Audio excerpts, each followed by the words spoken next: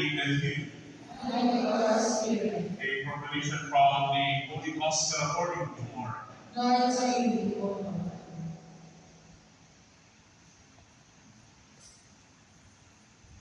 On that day, as evening grew on, Jesus said to his disciples, "Let us cross to the other side."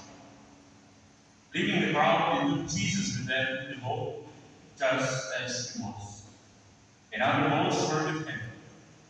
A violent squall came up, and waves were breaking over the boat, so that it was already filling up.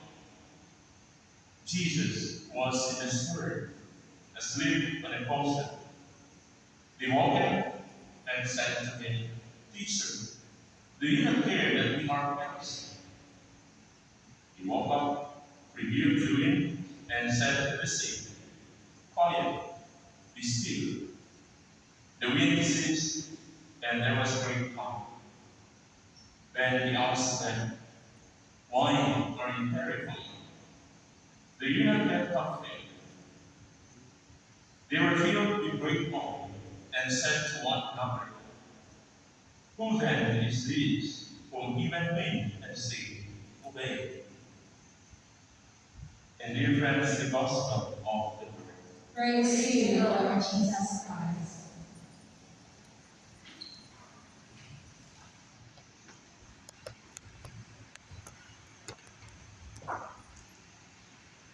Sisters and brothers, whenever we talk about fear, we talk about something that affects all of us.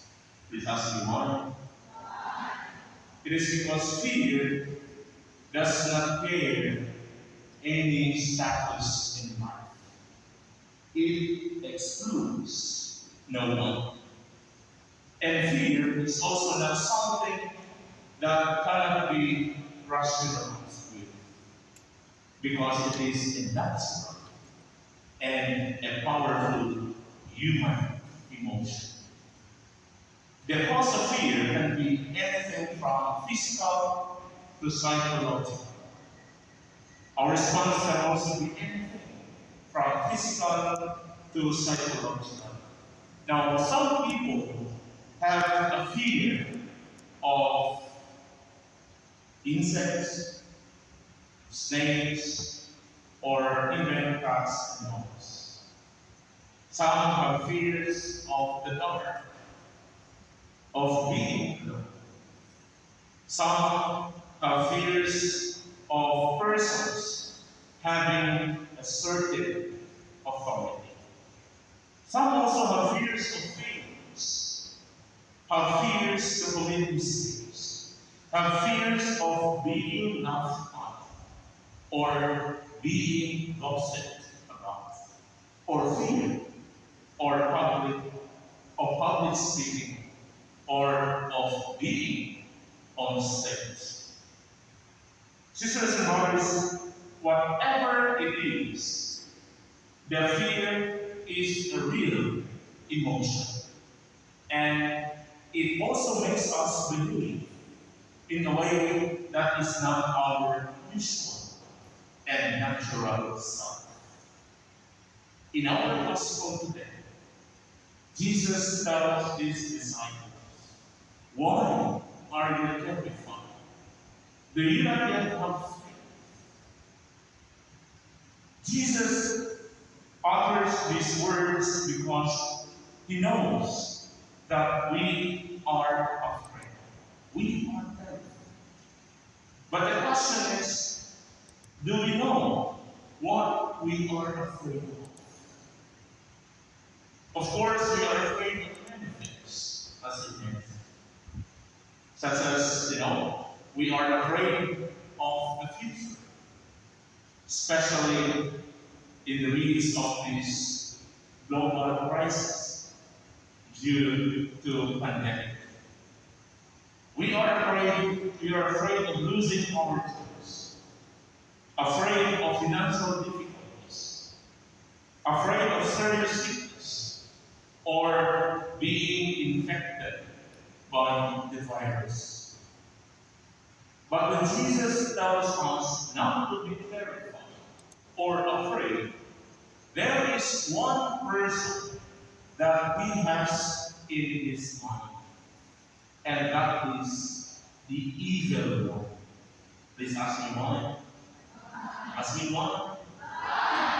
It is because the evil one will stir up our feelings, and the evil one will also use his agents to stir up our feelings.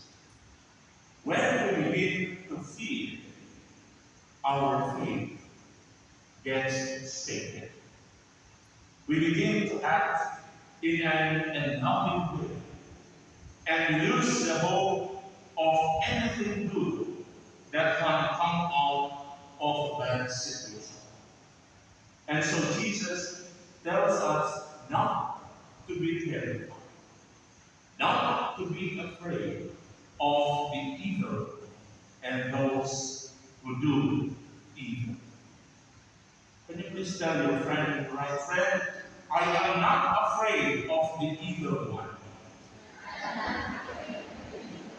And please tell your friend, your left friend, I'm afraid of you.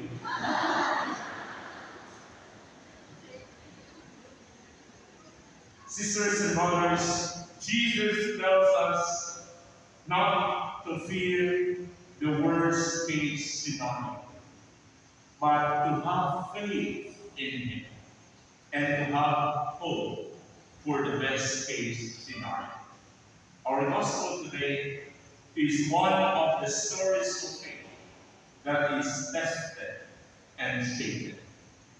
Jesus and his disciples were in the boat, and the waves were breaking over the boat. But Jesus was in the Spirit, in a deep sleep. And as expected in the situation of a faith crisis, when faith is tested and shaken, and fear grieves the heart, his disciples walked Jesus out. And they said, Teacher, do you not care that we are perishing? Well, Jesus had to wake up. And after he had ordered the sea to be quiet and to be calm, he said to his disciples, Why are you so terrified? Do you not yet have faith? When our faith is tested and shaken, we ask hard questions, like the question of the disciples of Jesus. Lord, do you not care? But Jesus is also asking us hard questions about our faith. Why are you so terrified? Why are you so frightened? How is it that we have no faith?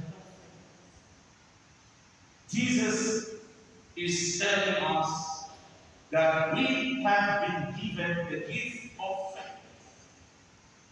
It is for us to nurture that faith and to strengthen it. I do not know if you can still remember some of the first words that came from the mouth of St. John Paul II when he first stepped out on the balcony after his being chosen to be the Pope. He said, Praise be Jesus Christ. And then he said, Do not be afraid. He uttered these words to himself because of the challenges and the difficulties that he would encounter along the way. In the Bible, Jesus keeps saying the same words of encouragement. Be not afraid.